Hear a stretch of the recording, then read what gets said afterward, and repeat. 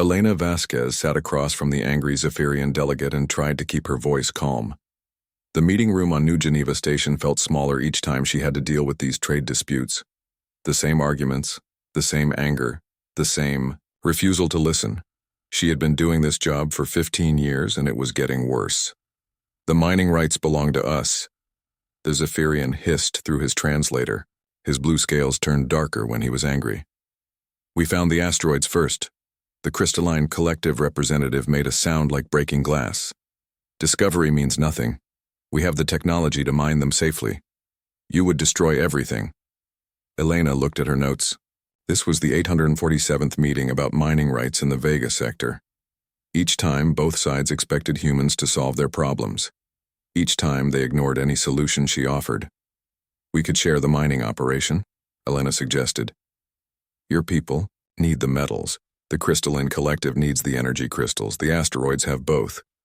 Never, both aliens said at the same time. Elena's communication device buzzed, an urgent message from Earth.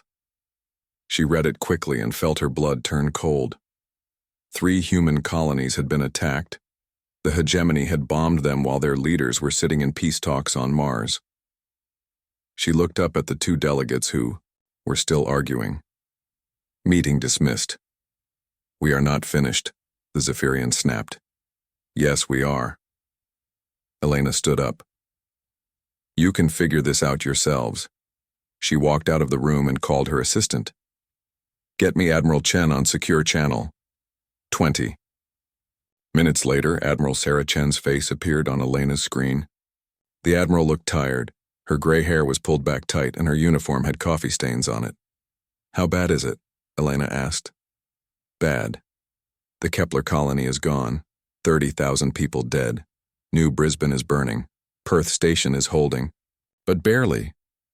Sarah rubbed her eyes. And the Confederation Council is calling an emergency meeting. About the attacks. About us. Sarah's voice was bitter. The Altarian Empire is claiming our ships attacked their trade convoy. They have video evidence. Elena felt sick. Fake evidence. Of course. But the Council doesn't care. They want someone to blame, and humans are always the easy target. The next day, Elena watched the Confederation Council meeting from her office. Representatives from 200 species filled the Great Chamber on Nexus Prime. They were all talking at once, pointing fingers, making demands. The Altarian ambassador stood up. He was tall and thin, with 4 arms and silver skin that reflected the chamber lights. The human fleet attacked our peaceful merchants without warning. This aggression cannot stand.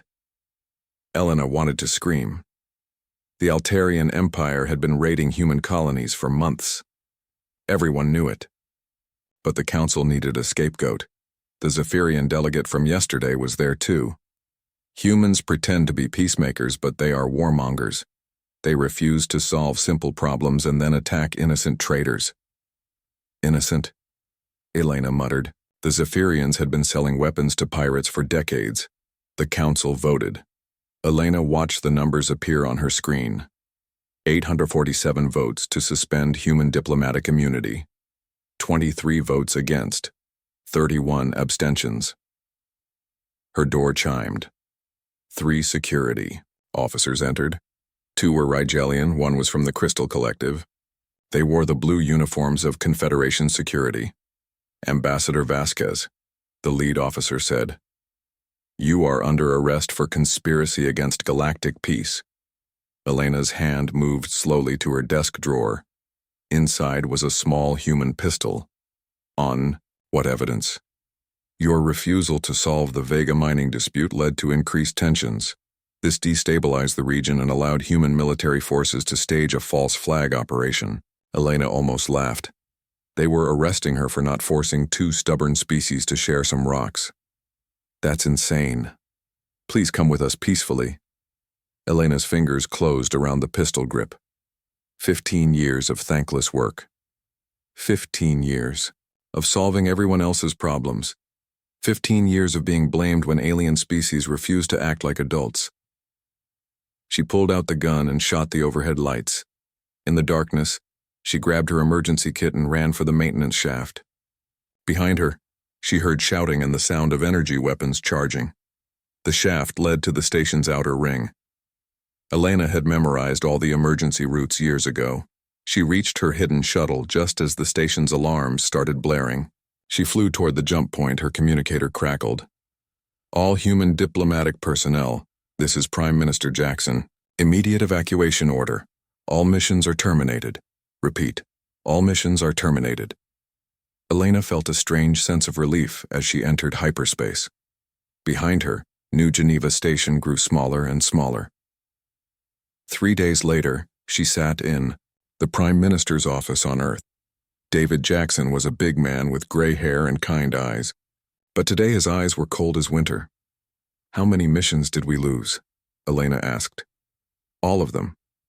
47 diplomatic stations, 300 trade missions, 12 research installations. David handed her a tablet. The casualty report. Elena read the numbers.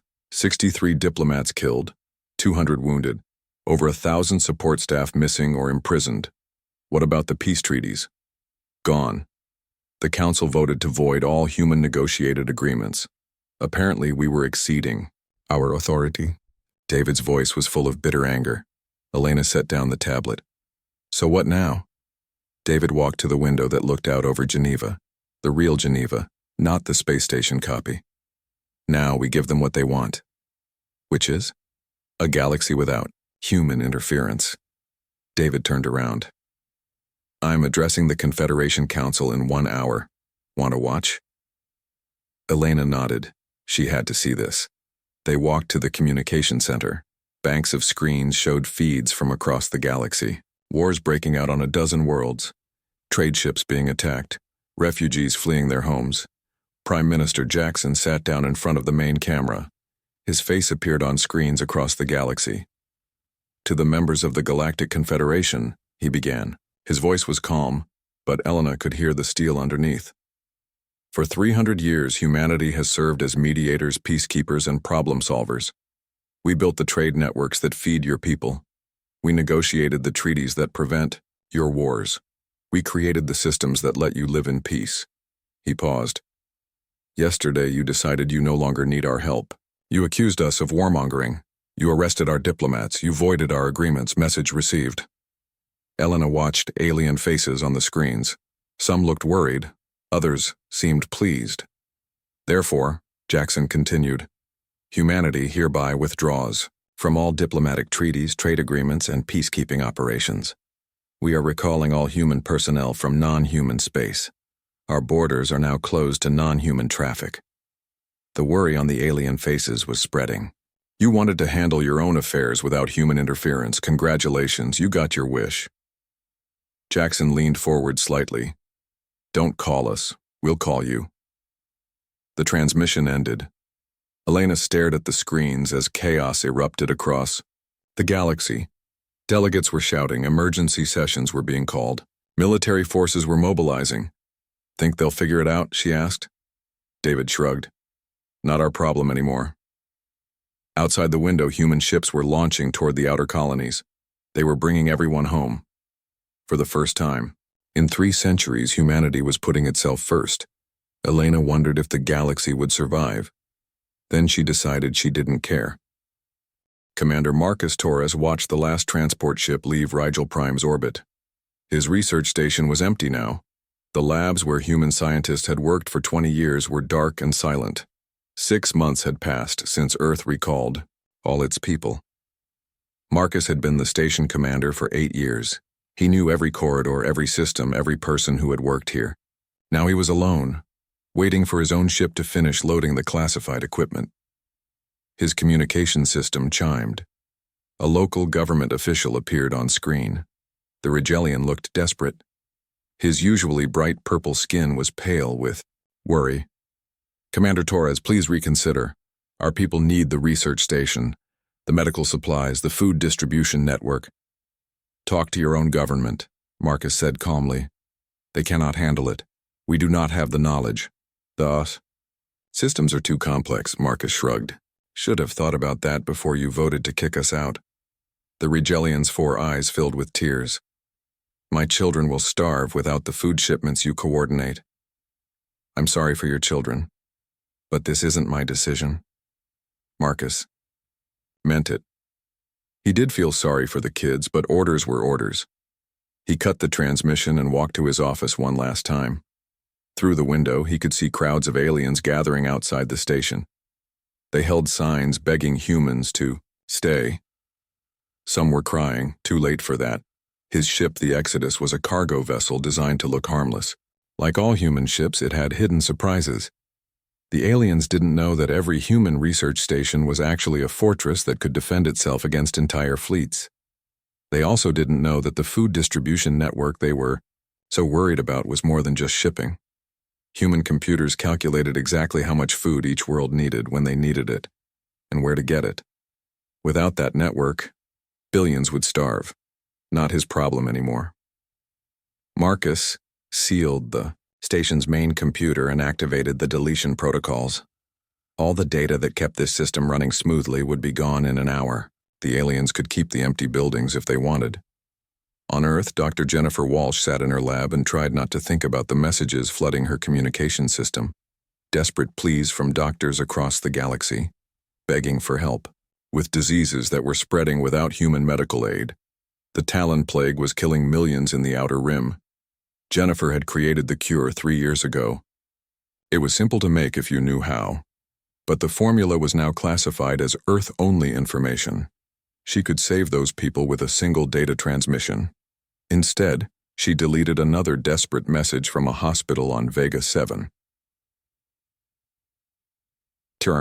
Plague wasn't even natural. It was a biological weapon that the hegemony had used 50 years ago in a war against the Spiral Alliance. Human scientists had quietly developed a cure and distributed it for free. No one had thanked them then.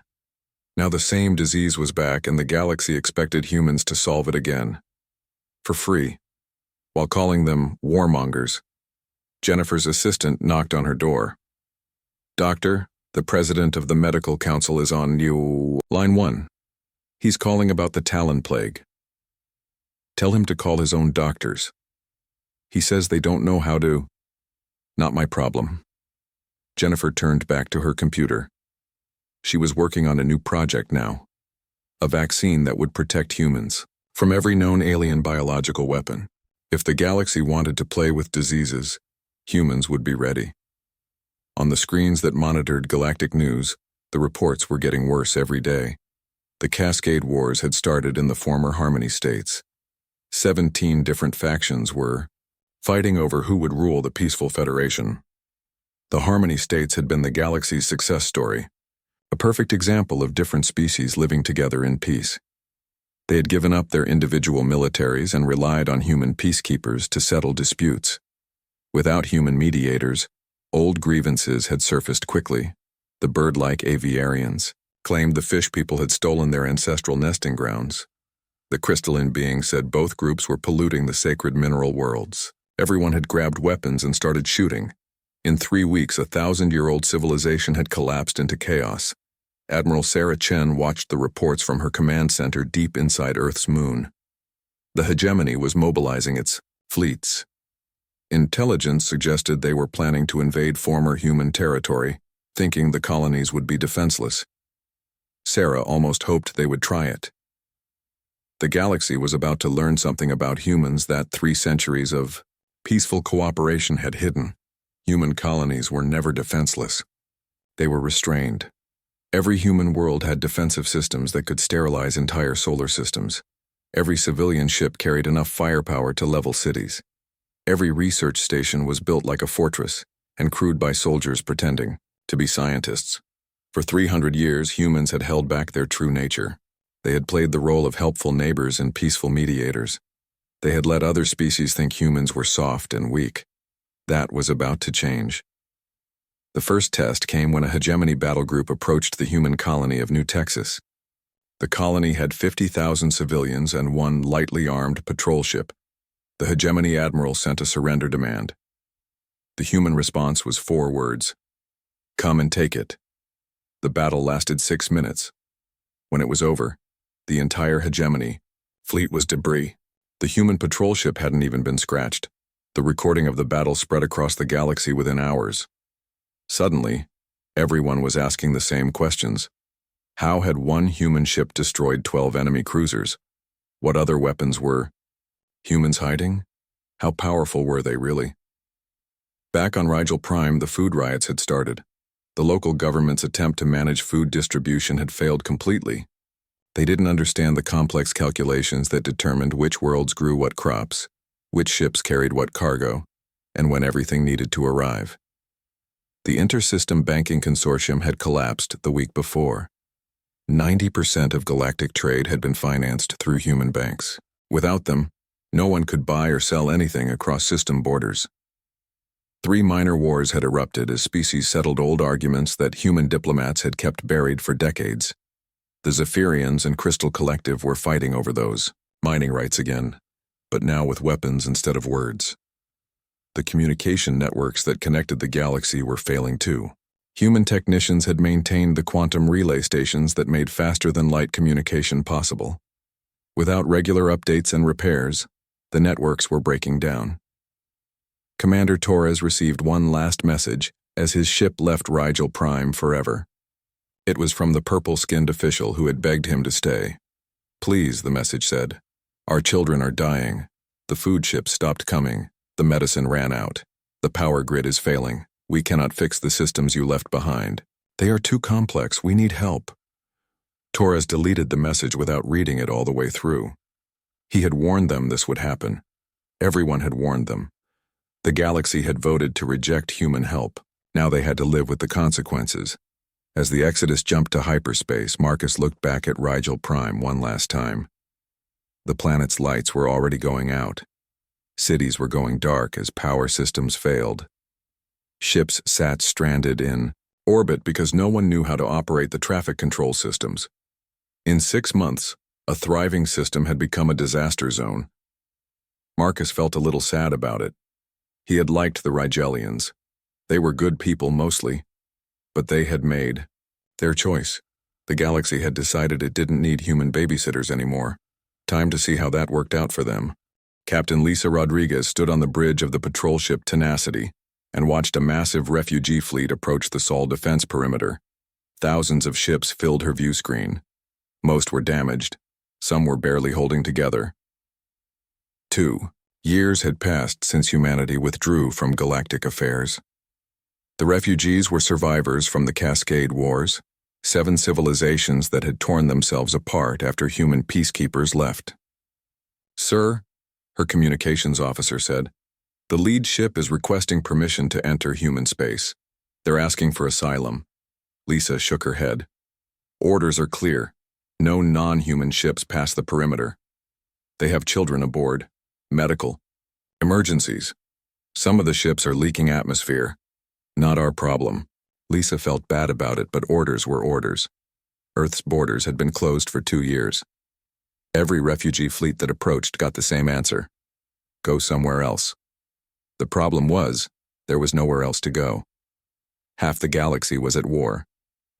The other half was collapsing from economic failure. Billions of people were homeless and more were dying every day. Behind the refugee fleet, long-range sensors detected something else. Warships. The hegemony had followed the refugees, planning to finish them off. "Captain," her tactical officer called out, "the hegemony ships are charging weapons. They're going to fire on the refugees." Lisa watched the doomed civilian ships. Most couldn't run. They were too damaged, too slow.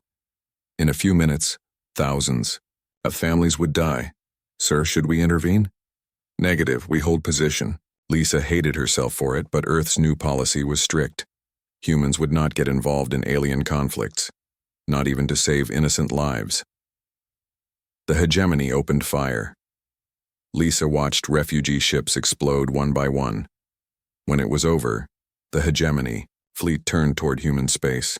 The enemy admiral sent a message. "Humans, your cowardice is noted. Soon we will deal with you as we dealt with these pathetic refugees." Lisa smiled for the first time in hours. Communications, send a reply. Tell them they're welcome to try. The hegemony had been testing human defenses for months. They thought humans were weak because they wouldn't fight for aliens anymore. They were about to learn the difference between won't and can't. 3 hegemony battle groups jumped into the Kepler system, where humans had once operated a peaceful research colony. Intelligence said the colony was lightly defended, perfect for a quick victory. They found the human destroyer Retribution waiting for them. General Harrison Blake watched the battle from his command center on Earth. The hegemony had brought 47 warships. The humans had 1 destroyer and a crew of 300. The odds looked impossible. They were impossible for anyone except humans. The Retribution didn't fight like other ships. While the hegemony fleet followed standard battle formations, the human ship seemed to know what they were going to do before they did it. When the hegemony ships moved to surround the destroyer, it was already gone. When they fired at where it had been, their weapons hit each other. When they tried to coordinate their attacks, the human ship jammed exactly the right communications at exactly the right time. Captain Sarah Kim commanded the Retribution from her bridge. She had trained for this kind of fight her whole career. Every human military officer had. For 300 years, human diplomats had been secretly studying every alien species in the galaxy. They knew how each race thought, how they fought, how they made decisions. They had psychological profiles on every major military leader. The hegemony admiral was named Zekthar. Sarah knew he was aggressive, impatient, and had a weakness for dramatic gestures. She had been studying his battle records for 10 years. When Zekthar ordered his ships into attack formation Omega-7, Sarah was already moving to exploit its weaknesses. When he tried his favorite flanking maneuver, her weapons were waiting. When he got frustrated and made a desperate charge, she turned his own ships against each other. In 23 minutes, 46 hegemony warships were destroyed or disabled. The Retribution didn't have a scratch on it. The surviving hegemony. Captain sent a surrender signal. "How?" was all he said. Sarah's response was broadcast across the galaxy. "We know you better than you know yourselves." The recording of the Battle of Kepler Station went viral on every remaining communication network. Suddenly, the galaxy realized something terrifying. Humans hadn't been weak peacekeepers. They had been apex predators pretending to be harmless. Every human trade ship carried enough weapons to level cities. Every research station was a military base in disguise. Every diplomat was a spy who had been gathering intelligence for centuries. The galaxy had been living next to sleeping dragons and calling them sheep. Dr. Jennifer Walsh received an urgent message from the Rigelian government. The Talon plague had mutated. It was now killing millions every day. Without human medical aid, entire worlds would die. "Please," the message begged, "our children are suffering. We know we were wrong. We're sorry. Just help us save the children." Jennifer deleted the message. She had hardened her heart months ago. Every day brought similar pleas. Every day she ignored them. But then her assistant brought her a different kind of message. Long-range sensors had detected something in the outer rim, something that made Jennifer's blood run cold. The Devourer swarm was moving again. Jennifer ran to General Blake's office. She found him studying reports from the Kepler battle. "Sir, we have a problem. The Devourer swarm has awakened." Blake looked up. "Are you sure?" "Positive. They just consumed the Altair system. 3 billion people gone." Blake was quiet for a long moment. The Devourer swarm was humanity's oldest enemy. Ancient machines that ate entire civilizations. For 200 years, human diplomats had maintained a complex network of treaties and non-aggression pacts that kept the swarm contained in deep space.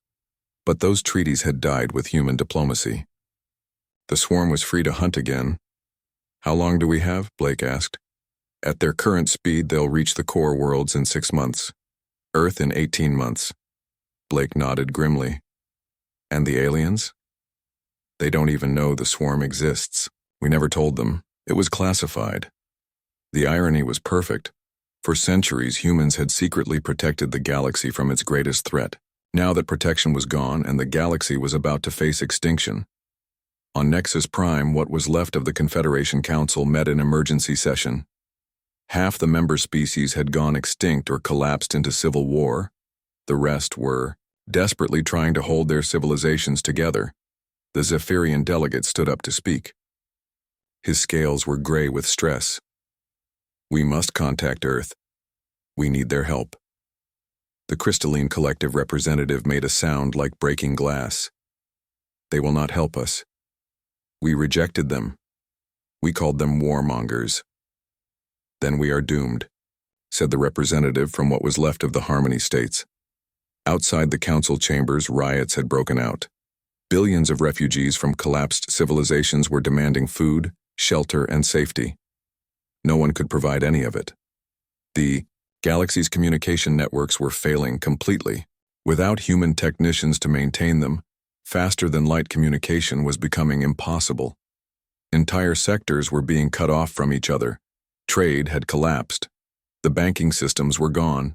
Food distribution had failed. Medical supplies had run out. Energy grids were failing across thousands of worlds, and somewhere in the darkness of deep space, the Devourer swarm was coming. Captain Rodriguez received new orders from Earth. The Sol defense perimeter was being reinforced with Earth's most powerful warships. The entire human fleet was coming home to defend their borders. The galaxy outside human space was collapsing into chaos. Wars, plagues, famines, and refugee crises were destroying civilization after civilization. And now an ancient evil that most people had never heard of was awakening to finish the job. Lisa looked at her view screen one more time. Another refugee fleet was approaching, bigger than the last one. More desperate families fleeing the collapse of everything they had ever known. Her orders were still the same. No aliens in human space. No exceptions. But for the first time, Lisa wondered if humanity was being too cruel. These people were dying because the galaxy had rejected human help. But most of them had never voted on anything. They were just ordinary people caught in a disaster they didn't understand. Lisa sighed and opened the communication channel. "Refugee fleet, this is Captain Rodriguez of the Terran Navy. You are not permitted to enter human space. However, if you have medical emergencies, we will provide basic aid before you leave." It wasn't much, but it was something. Maybe humanity hadn't lost all of its compassion after all. Elena Vasquez stood in her new office on Earth and stared at the galaxy map. 5 years had passed since humanity withdrew from galactic affairs. The map showed red zones spreading like a disease across known space. 43 species had gone extinct, not just defeated in war or collapsed economically. Completely extinct. Their homeworlds were empty rocks now. Elena was no longer an ambassador. Her new title was Director of Galactic Intelligence. Her job was to watch the galaxy burn and report on how bad things were getting. Today's report was worse than usual. The Devourer swarm had consumed 12 star systems. Each system had held billions of lives. Now they were gone, converted into raw materials for the ancient machines that ate civilizations. The swarm was moving faster now. They had learned that the galaxy was defenseless. No more human-negotiated treaties holding them back. No more careful diplomacy keeping them contained. They were free to hunt and feed. Elena's assistant knocked on her door. "Director Admiral Chen wants to see you." Elena walked down the hall to Sarah's office. The Admiral looked older now. The stress of watching the galaxy die was wearing on everyone. "How bad is it?" Elena asked. Sarah handed her a datapad. "The Kepler Republic fell yesterday. The Spiral Alliance collapsed this morning. The Core Worlds Defense Pact voted to surrender to the Swarm, hoping it would spare them. Will it? No. The Swarm doesn't negotiate, it just eats." Elena sat down heavily. "How many people are left out there?" "Hard to say. Maybe 200 billion across all remaining civilizations. Could be less. 5 years ago, over 3 trillion sentient beings had lived in the galaxy outside human space. The collapse had been faster and more complete than anyone had predicted. "There's something else," Sarah said quietly. Long-range sensors detected a massive fleet heading toward Seoul. "Looks like every surviving species in the galaxy. Elena looked up. Invasion? No. Supplication. They're coming to beg. The supplication fleet arrived at the edge of human space 3 days later. Elena watched from the command center as thousands of alien ships took position outside the Sol defense perimeter. They weren't warships. Most were converted cargo vessels packed with refugees, but some were military ships from the remaining governments. Together, they represented the last organized resistance in the galaxy. The lead ship sent a message to Earth. Elena recognized the voice. It was the Zephyrian delegate who had walked out of her meeting 5 years ago. "People of Earth," he said, and Elena could hear the desperation in his translator's mechanical voice. "We know we wronged you. We know we called you warmongers and rejected your help. We were fools. We are sorry." The message continued. "The galaxy is dying. The swarm devours everything in its path. Billions are dead. Billions more will die without your help. We beg you, please save what remains of galactic civilization." Elena muted the transmission. She had heard enough begging to last several lifetimes. "What, do you think?" Sarah asked. "I think they should have thought of this 5 years ago." But even as she said it, Elena felt conflicted. Most of the people in that fleet had never voted to kick humans out of the galaxy. They were just ordinary citizens whose governments had made terrible decisions. President Foster called an emergency cabinet meeting. Elena and Sarah joined the other senior officials in the Situation Room deep under Geneva. "Options?" Foster asked. Defense Secretary Martinez spoke first. "We could destroy the fleet. Send a message that Earth's borders are not to be tested." "That would be genocide," Interior Secretary Walsh objected. "Those ships are full of civilians. Civilians from species that called us warmongers and demanded we leave them alone," Martinez replied. Elena raised her hand. "There's a third option. We help them, but on our terms." Everyone looked at her. "Explain." "The galaxy is broken beyond repair. The old system of independent species and voluntary cooperation is dead, but we could build something new, something with humans in charge." "A Terran empire?" Foster asked. "More like a Terran protectorate. The surviving species become our clients. We provide protection, order, and stability. They provide resources, labor, and obedience." The room was quiet for a long moment. Elena continued. "It's not ideal, but it's better than letting everyone die. And it ensures this never happens again." Sarah nodded slowly. "It could work, but we'd need absolute control. No more democracy. No more Confederation Council. Just human authority backed by human military power." Foster looked around the room. "Vote. All in favor of accepting the alien supplication and establishing a Terran protectorate?" Every hand went up. The next day, Foster addressed the supplication fleet. His message was broadcast across what remained of the galaxy's communication networks. "To the representatives of the surviving galactic species," he began, "Earth has considered your request for aid. We are prepared to help, but only under specific conditions." Elena watched the alien faces on her screens. Hope and fear mixed together as they waited to hear their fate. First, all surviving governments surrender their sovereignty to Earth. You will become protectorates under human administration. Second, all military forces are disbanded except for local police. Earth will provide all defense. Third, all major resources and industrial facilities come under human control. Fourth, human governors will be appointed to oversee all protectorate worlds. The hope on the alien faces was fading. Fear was taking over. "In return," Foster continued, "Earth guarantees your protection from the devourer swarm and all other threats. We will restore order, rebuild trade networks, and ensure the survival of your species. You will live in peace under human protection." He paused. "You have 24 hours to decide. Accept our terms, or leave our space and face the swarm alone." The response came in 18 hours. Every surviving government accepted Earth's conditions. They had no choice. The Battle of Deep Space came 3 days later. The devourer swarm had followed the refugees to human space, expecting to find the same defenseless civilizations they had been consuming. Instead, they found the combined might of humanity's true military, not the peaceful patrol ships and research stations the galaxy had seen before. The real human fleet, the weapons and ships that had been hidden for 300 years. Elena watched the battle from Earth's command center. Admiral Chen had taken personal command of the fleet. 3,000 human warships faced 10,000 swarm machines. The battle lasted 4 hours. When it was over, the Devourer swarm had been completely destroyed, not defeated or driven back. Destroyed. After millions of years of terrorizing the galaxy, the ancient enemy was gone forever. The surviving aliens learned something that day.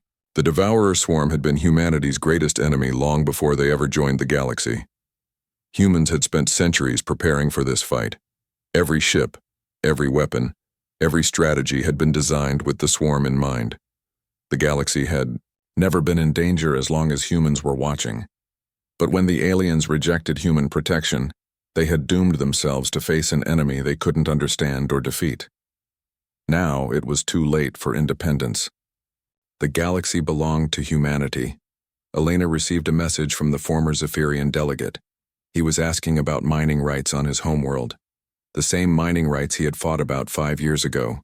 She sent back a simple reply: human colonial. Administration will determine mining assignments. Your input is not required. It felt good to write those words. Outside her window, the lights of Geneva sparkled in the darkness.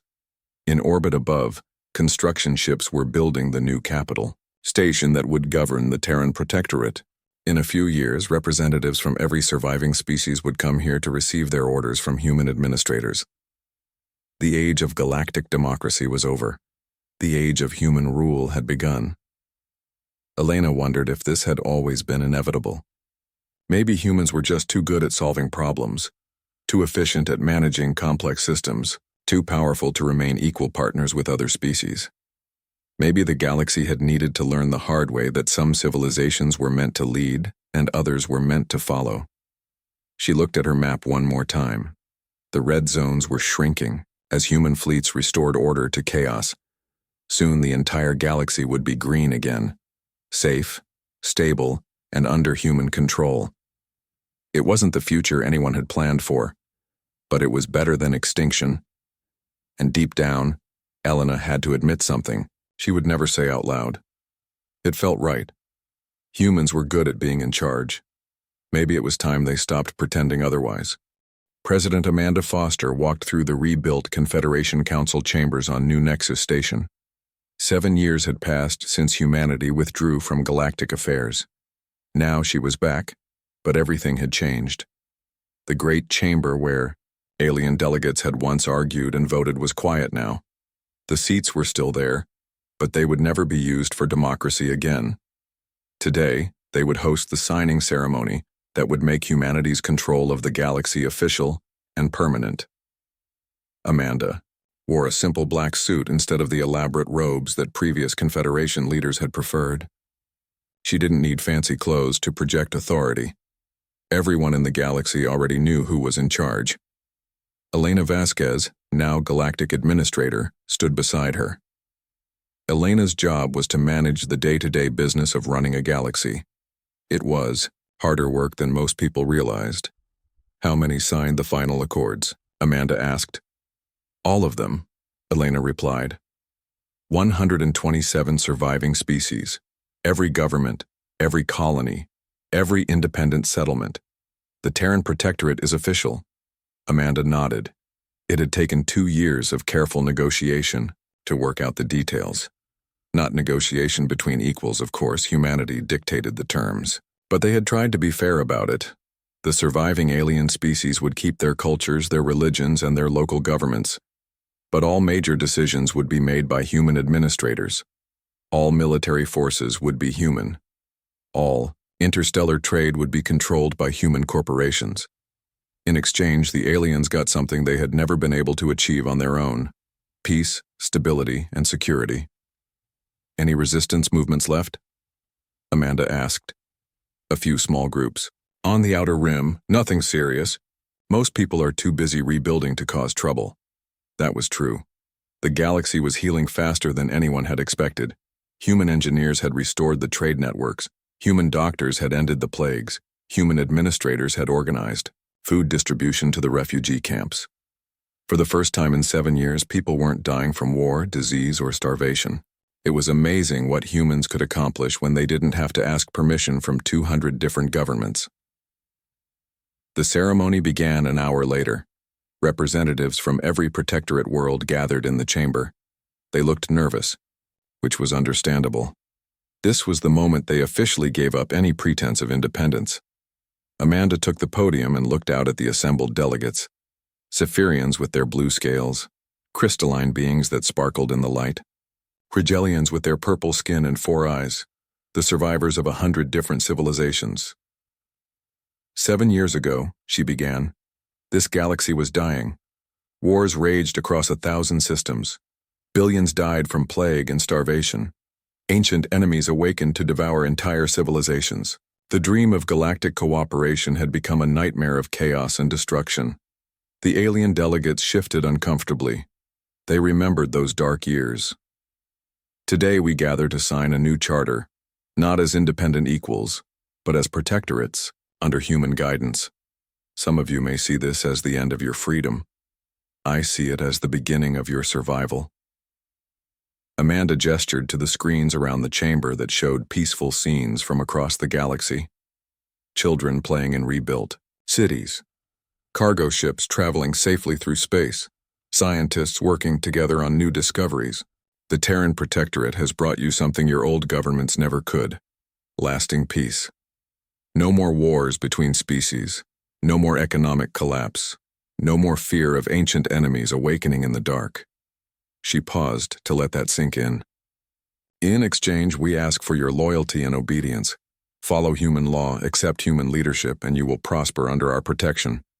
The signing ceremony took 3 hours. Each delegate came forward to formally surrender their world's sovereignty to Earth. Some did it with dignity. Others wept openly. A few looked relieved. The Zephyrian delegate was among the last to sign. Amanda remembered him from the intelligence reports. He was the same one who had walked out of Elena's meeting 7 years ago, calling humans soft-minded peace peddlers. He approached the podium slowly, his blue scales darker than usual. President Foster, he said through his translator, I owe you an apology. We were wrong about your people. We thought you were weak because you chose peace. We did not understand that you were strong enough to choose peace. Amanda nodded graciously. Apology accepted. Your children will grow up in a safer galaxy because of what we do here today. After the ceremony, Amanda and Elena walked to the station's observation deck. Through the transparent wall, they could see human ships patrolling the system. In the distance, construction crews were building a new trade hub that would serve 12 worlds. Any regrets? Elena asked. Amanda considered the question. About becoming an empire? No. About how it happened? Yes. We could have done this differently? Maybe. If the galaxy had been willing to accept human leadership voluntarily, we might have found a gentler path. But they needed to learn the hard way that some species are better at governing than others. Elena pulled up a report on her data. Economic reconstruction is ahead of schedule. Most worlds have restored basic services. Food production is up 30% from pre-collapse levels. And the cultural integration programs? Going well. The younger generation is adapting faster than expected. Human language classes are popular. Many alien children say they want to work for the Protectorate when they grow up. Amanda smiled. That was encouraging. In a generation or two, human rule would seem natural to them. They would grow up thinking of Earth as their protector rather than their conqueror. What about the history lessons? Amanda asked. We're teaching the real story now. How humans secretly maintained galactic peace for 3 centuries. How we protected everyone from the devourer swarm. How we sacrificed our own interests for the greater good until the galaxy rejected us. That was important. The official history books would show that humanity had never wanted to rule the galaxy. They had been forced into it by alien stubbornness and ingratitude. Future generations would understand that human dominance was the price of galactic survival. Elena showed Amanda another report. We've identified the key decision-makers who voted to expel human diplomats 7 years ago. Most are dead now, but a few survivors are still in positions of authority. Recommendations? Retire them quietly. Replace them with younger leaders who understand the new reality. No purges, no revenge, just practical politics. Amanda approved. Humanity's rule would be firm but not cruel. They would give the aliens every reason to accept their new situation. Happy subjects were more productive than rebellious ones. A message came through on Amanda's communicator. Admiral Chen was reporting from the Deep Space Patrol. Madam President, we've completed the survey of the former Devourer Swarm territory. No survivors, no remaining machines. The threat is completely eliminated. Excellent. Any useful salvage? Some advanced materials. The science teams want to study the swarm's technology. They think we might learn something about faster-than-light travel. Approved. What's the status of the Outer Rim colonies? All secure. The last resistance cell surrendered yesterday. They're asking for amnesty in exchange for information about other hidden groups. Grant it. We want cooperation, not martyrs. Amanda closed the communication and turned back to Elena. It's amazing how quickly things stabilize once someone competent is in charge. Elena nodded. The galaxy was like a broken machine. All the pieces were there, but no one knew how to put them together properly. Humans understood the whole system. That was the key insight. Other species saw the galaxy as a collection of separate civilizations that happened to share the same space. Humans saw it as a single, complex system that needed careful management to function properly. Trade routes had to be coordinated. Resource distribution had to be planned. Conflicts had to be prevented before they started. Technology had to be shared efficiently. Scientific research had to be directed toward useful goals. For 300 years, humans had done this work secretly, pretending to be just one species among many. They had let other civilizations take credit for the prosperity and peace that human management had created. Never again. Amanda walked to the memorial wall that listed the human diplomats killed during the evacuation 7 years ago. 63. Names carved in black stone. They had died trying to maintain the peace that the galaxy had rejected. They would be proud of what we've accomplished, Elena said quietly. I hope so. We built their memorial into the foundation of something greater. Outside, the station, the galaxy was healing. War-torn worlds were being rebuilt. Refugee families were finding new homes. Children who had grown up in chaos were learning what peace felt like. It wasn't the future anyone had planned for, but it was better than extinction. And in a few generations, when the children who grew up under human protection became leaders, themselves they would understand something their parents had not. Some species were born to lead. Others were born to follow. The galaxy worked best when everyone accepted their proper role. Amanda looked at her watch. In an hour, she would address the galaxy from this chamber. Her speech would be broadcast to every world in human space. Billions of people would hear her words. She had decided what to say. The age of galactic democracy was over.